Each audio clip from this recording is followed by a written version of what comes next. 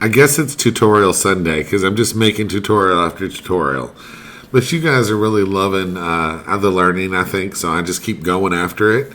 And I wanted to, make one on this image. So, Christy has kindly donated this image to the team, donated it to our cause of making money with T-shirts, and I have taken that image and I have brought it over into ChatGPT. I don't need this checkered background. The checkered background's kind of a problem. It's going to make it harder to make the selections that I want to make. And I just needed a cleaned up version. But it kept all this distress, and it made me realize, all these little dots of distress, we actually want that stuff gone. So we want those things punched out. It's going to make the design so much softer. And so I asked it to do a version that had solid colors and didn't actually have those little dots, those little distress marks all over it. And then I asked it to make me a map of the distress, or to make some distress dots. And it's not quite as much as I'd like. I wish there was more, but I'm probably just going to duplicate this and rotate it and move it around so that I get more. All right, so I've got these two images, and now I'm going to download them. I'm going to download this one, and then I'm going to download this one, and I'm going to work with those further to actually make the final. Now, this is the boring part. If you've ever watched one of my tutorials, of course I'm going to upscale it.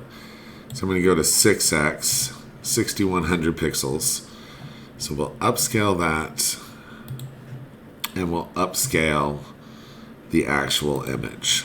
So we'll have the big versions of both. So I'm going to start out working on this texture. So I'm just going to use my magic wand, my tolerance of 80, and I'm just going to turn off contiguous so it selects all the dots. So that should give me everything. Control C, Control Shift V. I've just got my dots, and then I could duplicate this layer, and I'm just going to rotate it and maybe take it in a bit to get more in the middle, because I know that I need more in the middle. And then I'm going to duplicate that layer. And again, well, no, I want to go back out here and duplicate this layer. And we'll just rotate it. Maybe we'll just move it a little bit to get some more of those dots in the middle. We'll duplicate it. I want lots of distress, because I think that's going to make this image look cool, look vintage. So we'll just keep adding that until we're happy with the amount. So we can even just keep combining these down, and then we could duplicate the whole thing and then rotate it. And now we got lots and lots of little dots to chop up our image. Okay. So the rest of this is going to be pretty easy. We're just going to drop this in. I'm actually going to go ahead and rasterize it. I'll turn these other layers off just so I don't get distracted by them.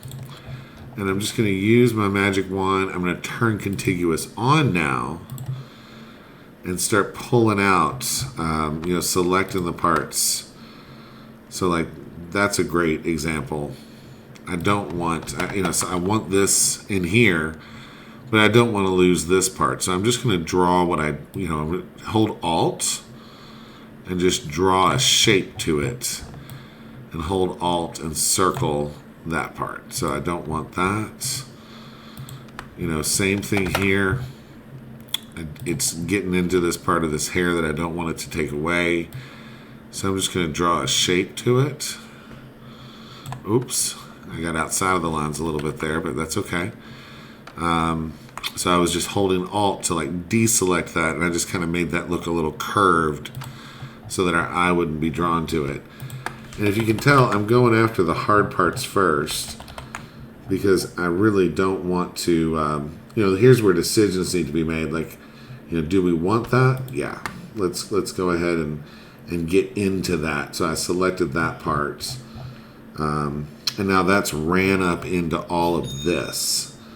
So see, it's actually selected. I do want to cut that part out because I think that's going to look odd. And it's selected everything else. I'm going to select inside that hair.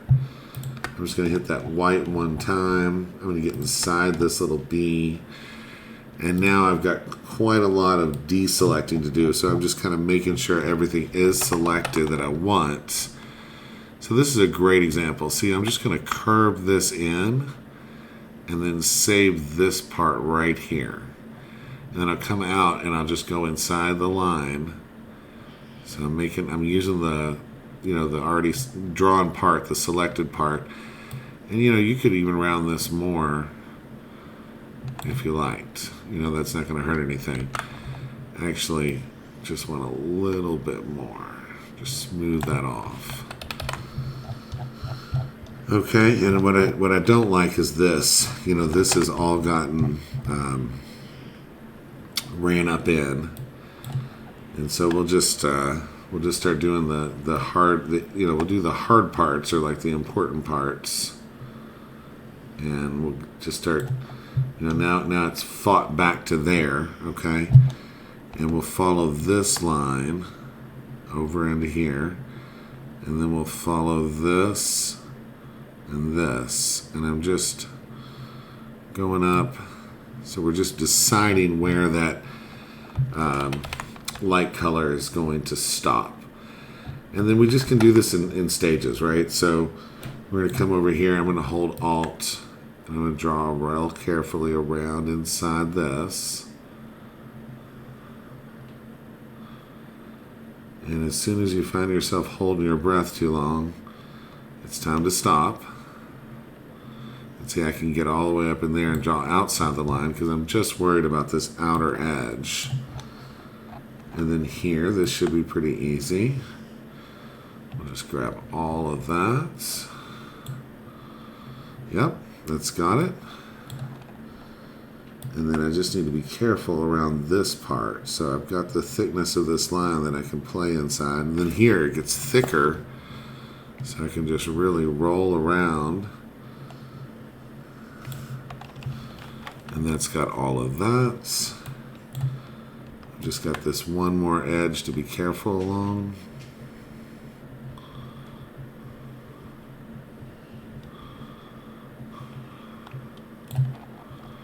I think I got that. Okay. Here's some decision parts. I need to, I either need to include all of that. That's probably what I would do. I'm just going to include that. And let that round that off. I'll come out here and draw this up into that little part. And then be shaky. I've got my mouse speed really low. I'm not using a tablet for this. I'm just going to round that off even more. Yep. I just want to make sure that's a smooth line there. As I make a shaky line, but it's okay. And if I want to, I can hold Alt and trim some of this off. Oops. Shift. If I want to dig in, I hold Shift. Okay. So we're zoomed way in there. Probably nobody's going to see any of that stuff. I think we've got a pretty good selection. I'm going to expand it. So I'm going to do Select, Modify, Expand, and I'm going with 2 pixels. So now it's just going to be just inside the lines. As you can see, it's just inside. And we are going to lose a little bit, but we'll just go ahead and hit delete. And that'll be that. So now we've actually got our design isolated.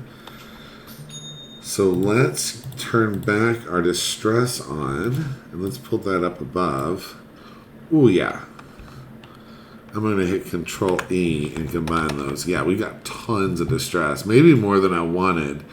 And what we could do is we could decide we want to like erase some parts of it. But I don't think so. I think we just want to chop all this out, don't we?